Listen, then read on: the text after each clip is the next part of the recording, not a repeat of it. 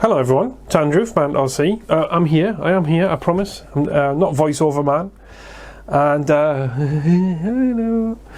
Yeah, so this is the Tamiya TA-05 chassis that I was given a while back with the killer body Alfa Romeo GTV1750 vintage rally car shell on, which comes as you see pretty much, painted, deckled, all the rest of it.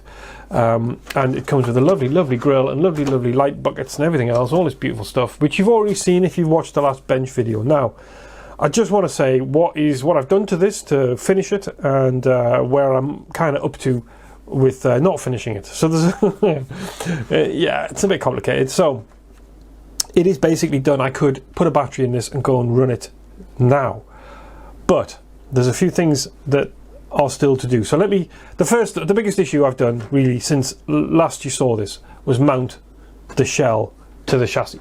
That's been a bit of a thing. So let's have a quick look. I'll zoom in. There you go. So now you can see there's nothing at the front. So there's magnets under here, magnets at the front, and I've got some body posts at the back there on the boot lid. You can see now the standard body posts would have come from where the wheel is, pretty much would have come up into the glass here at the back, which was not something I wanted to do. I didn't want to have a big set of body posts sat right at the top, you know, where you could see them all the time. So I don't mind the little ones at the back there, you know, the boot lid, that you can only see them when you see the back of the car, which isn't every shot, is it? So that was acceptable. Plus I tried Velcro, but nothing sticks to the inside of the shell because it's black. So let me get this off and we can see what I've done. So there's the inside of the shell, so you can see, you know, everything's black, and it's kind of matte coated. So very difficult to stick things to. Right, so the shell, the chassis, shall we say. This is let's call it chassis, shall we, for that be its name. I've made up an extension here from the body posts back to the rear of the car, and obviously mounted some body posts in there. So it's just a kind of shelf arrangement, you know, made from styrene. So it not only holds the body posts, but it protects the back of the car, because the chassis finishes here, you know, the back of the drive assembly, differential. So there's nothing there to protect the shell.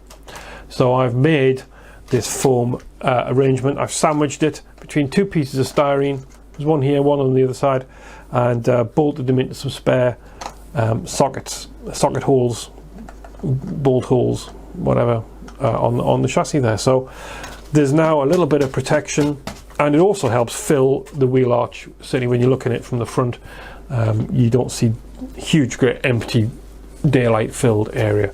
You see foam, or you know, it needs a bit of trimming, but you see blackness, hopefully. So that's what I've done to this. Magnets at the front again, as I say, nothing unusual in magnet posts. I'm sure you've all got some of those off eBay. Electronics wise, I've put the Ghoul RC brushless, I should say, brushless motor in, and matching ESC, which is probably the biggest waste of 40 quid I've ever made, because it's awful. I tried it in the Outlaw originally and that was awful, so I put it in this because I figured the cogging might be less, as it's an easier flowing, it's a lighter truck, it's, you know, but no, the cogging is bad, and when it's finished cogging it shoots off like a startled rabbit, which is just not how I want to drive the car. I just don't want to drive it. I can't drive flat out all the time. So it's coming out. I've got a brushed motor and a 1060 quick run coming from Model Sport this week, and that'll be that. So it might not be very fast, but it'll look pretty good. And remember, the main purpose of this whole exercise was to get a car that would sit on the back, on the trailer, behind the Range Rover. So I could pull up with the Range Rover with this on the trailer and reverse this off, and then go and drive it around, slide it around on some gravel for the camera, and then put it back on the trailer and drive away. That's what this is really meant to be. Okay, I know it will look silly sat on the trailer with drivers in it. Can't help that, I'm afraid. And believe me, I've thought long and hard about putting an interior in. Was it right? Was it the correct thing to do? Would it look silly, these guys imprisoned in the car, on the trailer? Maybe it would be, you know, Top Gear, I don't know. Anyhow, there's the Alfa, that's what it is. So I'm looking forward to seeing that run. You should get a run video of this. I follow us on Instagram, you'll probably see it on there first. But I'll try and put something together for a little YouTube release of this doing its thing. But I'm quite pleased with it. You know, it's a bit hench with these wheels and tyres on. They're probably too big for the car, but you know, it. I wanted it jacked up, so there you go. That's what it is. All right. So now the last thing I want to talk about is this again. I know you're probably getting sick of seeing FMS FCX24s all over YouTube, right? Because everyone's got them, everyone's talking about them. I am, as you can see, turning this into a farm truck. Okay. The main gist of this was to get the battery out of the cab and onto the back of the truck, so I can change it without taking the infernal cab off, and it also would give me some more room inside to put an interior in. The interior in question is the RC four-wheel drive Gelande 18th scale interior. It's about 12 quid. I'm only using the seats and the dashboard, but I've taken the seats. Here's one that's come out already because there's just not enough room in there with the battery wires and everything. But so this one's broken out already, so hence the urgency to get it sorted out. But essentially, you know, it's an 18 scale cab. I don't think we're letting the cat out of the bag there, are we? It's an 18 scale cab, and an 18 scale set of seats fits in there. You know, doesn't look out of place, does it? So there's going to be two of them. These cabs are tiny. You know, in real life they're tiny, shoulder to shoulder stuff. So they're going to go in there. Two of them are in there, beautiful.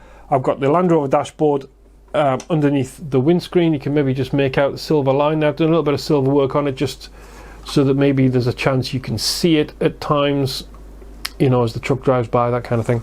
There'll be no floor or anything fancy like that. I might very well end up with the same driver from the Arizona, who's a dainty little Catwoman figure. I may end up getting another one of her to put in here, so there's a driver as well. The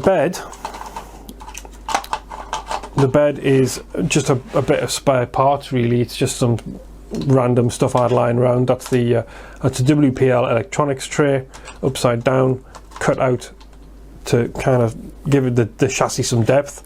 That's a Sylvanian family's floor that my daughter doesn't play with anymore. It's got a wood effect on it. It's a molded wood effect, which is what I really like.